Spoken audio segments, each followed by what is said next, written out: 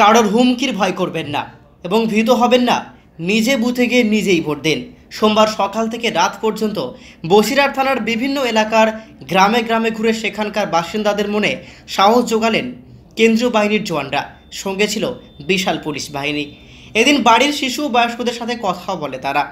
পাশাপাশি শিশুদের হাতে তুলে দেওয়া হয় চকলেট। পুলিশ জানায়, বিভিন্ন এলাকায় ভোটারদের মধ্যে আত্মবিশ্বাস গড়ে তোলার জন্য এই উদ্যোগ গ্রহণ করা হয়েছে। এমন উদ্যোগে মনোবল পাচ্ছেন সাধারণ মানুষ, এমনটা রায় অনেকেরই। Bureau report, Bengal TV.